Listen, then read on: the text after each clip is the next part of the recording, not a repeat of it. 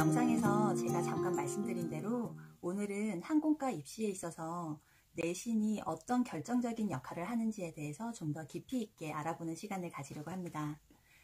그리고 항공과 입시 내신에 대한 중요성과 더불어서 어떻게 내신을 지키면서 면접 준비도 병행할 수 있는지에 대해서 또 방법적인 면을 제가 한번 말씀을 드리려고 해요. 자, 이제 새 학기가 시작되면서 많은 친구들이 내신을 계속 챙기자니 면접 준비가 힘들 것 같고, 그렇다고 면접 준비만 하자니 내신도 계속 걸리고, 이 사이에서 너무 방황들을 많이 하실 것 같은데, 저는 힘들겠지만 꼭 두 마리 토끼를 다 잡으시기를 당부드릴게요.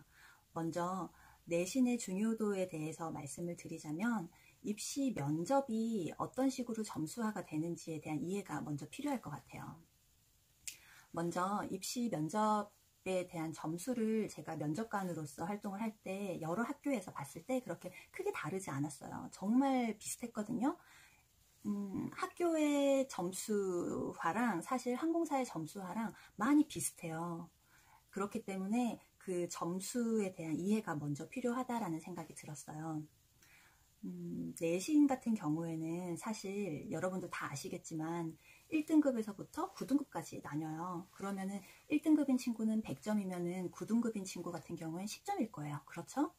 그런데 면접 점수는 어떤 등급 정도로 생각하시면 되냐면 1등급에서 한 4등급까지 있다고 생각하시면 되세요. 그리고 나머지는 9등급인 거예요. 모두가 다. 그러니까 그 정도로 변별력이 사실 많지가 않은 거예요. 같은 1등급인 친구들이 만약에 100명이에요. 그런데 채용 인원은 50명이에요. 그러면 그 100명들 사이에서 결정적으로 이제 당락이 결정되어지는 부분은 내신일 수밖에 없어요. 이런 경우 같은 경우는 너무나 당연한 거지만 같은 점수를 받은 친구들 같은 경우에는 정말 내신에서 100% 갈린다는 거예요. 그래서 항공과 면접 점수가 워낙에 그렇게 스펙트럼이 넓지 않기 때문에 그만큼 비슷비슷한 점수대의 친구들이 많고 그 사이에서는 결정적인 내신 비중이 크다라고 생각하시면 되세요. 그래서 보통은 어떤 식으로 점수를 주냐면요. 이제 한 조에 친구가 한 8명의 면접자가 들어왔어요. 그러면은 보통 그 중에서 한 친구는 100점일 거고요. 그리고 다른 친구는 90점, 그리고 80점 친구가 있을 거예요.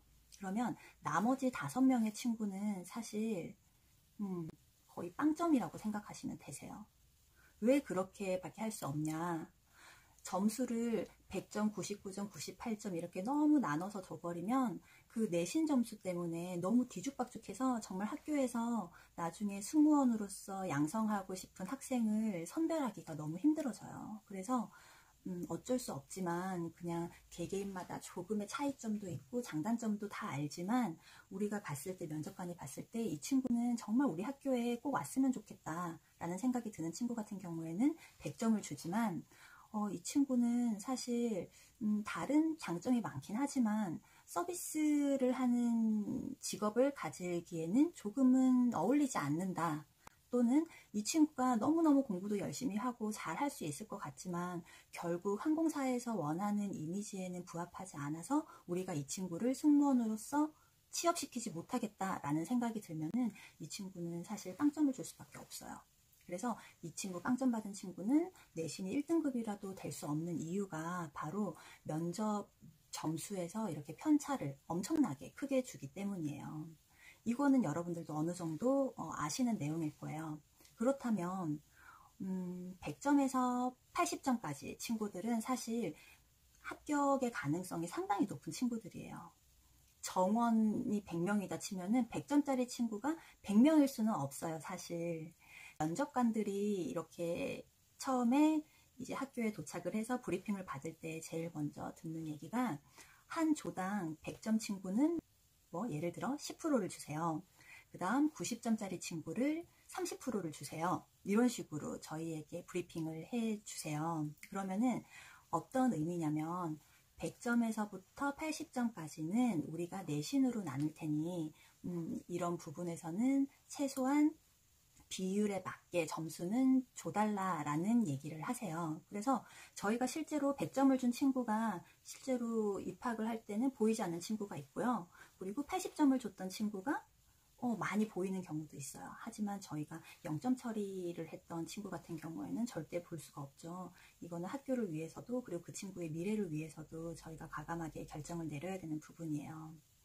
그래서 사실 100점을 받은 친구 같은 경우에는 너무나 면접 준비도 잘 돼 있고 갖추어진 이미지가 훌륭하기 때문에 여러 학교에서 사실 동시 합격을 많이 해요. 그래서 그 친구들 같은 경우에는 보통 사람 보는 눈이 다 비슷하기 때문에 다른 학교에서도 100점을 받았을 확률이 상당히 높거든요. 특별히 뭐 컨디션이 좋지 않았다거나 아니면 면접 질문에 있어서 너무나 자신 없는 질문을 받아서 대답을 너무나 못했다거나 이런 경우를 제외하고는 웬만해서는 어떤 학교에서든 100점을 받은 친구는 사실 다른 학교에서도 100점을 받을 수 있어요. 하지만 90점이나 80점을 받는 친구들 같은 경우에는 학교마다 좀 원하는 인재상이 다르기 때문에 약간의 편차는 있는 것 같아요. 그래서 어쨌든 그런 100점을 받는 친구들 같은 경우에는 좀 많이 좀 빠져나가는 경우가 있기 때문에 사실 그 친구들 같은 경우에는 그렇게 크게 경쟁이 되지 않아요. 어느 정도 내신이 좀 받쳐주기만 하면 내신이 진짜 완전히 바닥만 아니면은 그리고 그 해에 정말 괜찮은 친구들이 많이 면접을 보는 그런 상황이 아니고서는 웬만하면은 원하는 학교를 갈 수가 있을 거예요. 그 정도로 입시 면접에서 100점은 큰 숫자예요. 하지만 정말 작은 10점의 차이는 90점 친구부터 정말 내신은 너무너무나 크게 역할을 할 수밖에 없어요.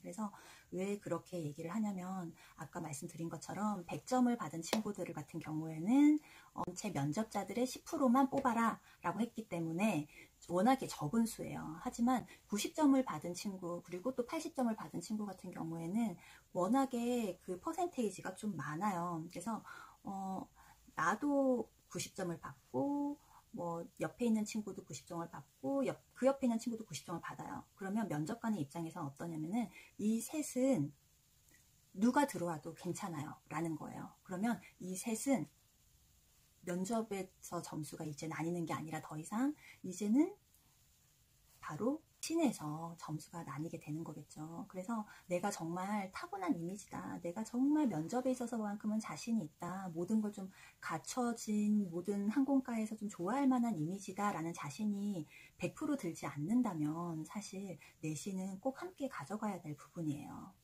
그래서 여러분들 정말 소수 극소수 몇몇의 100점짜리 면접 점수 100점짜리 친구들을 제외하고 나머지 70점에서 뭐 90점짜리 정도의 이런 분포도에 속할 만한 그런 친구들 같은 경우에는 내신이 정말 결정타기 때문에 꼭 지키고 가셔야 돼요.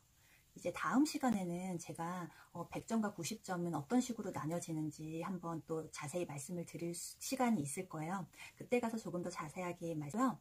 오늘은 어쨌든 점수 배분에 대해서 얘기를 할게요. 그래서 어떤 학교 같은 경우에는 정말 100점, 90점, 80점까지만 점수를 줘라 하는 학교도 있고요.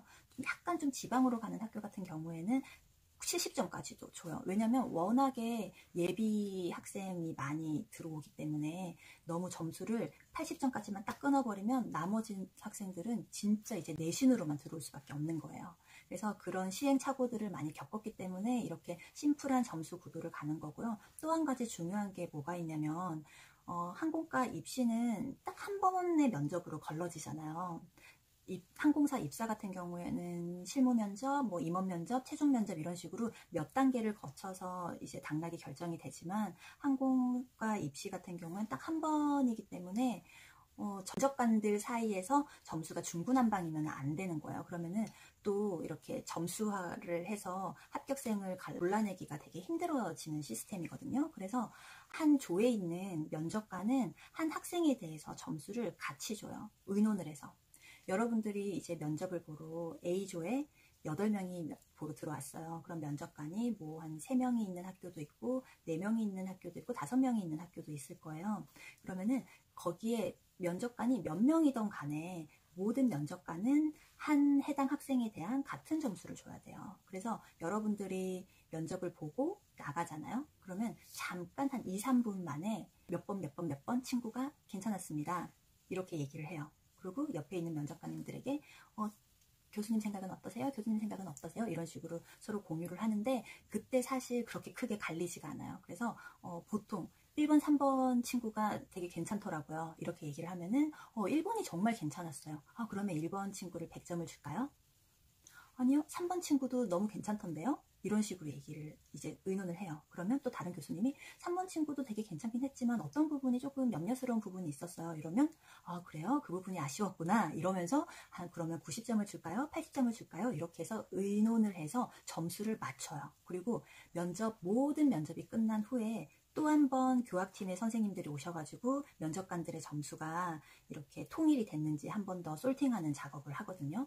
그러니까 이제 여러분들이 아셔야 되는 거는 어떤 부분이냐면 한 면접관의 눈에만 든다고 해서 내가 개인의 취향으로 뽑힐 수는 없는 거예요. 면접관들은 어느 정도 서로에 대한 의견도 공유를 하고 이 학생이 정말 내가 마음에 드는 학생이다. 이 학생이 미래성이 너무 보여. 그러면은 제가 이 친구가 괜찮다라는 걸 다른 면접관한테 설득시킬 수는 있어요.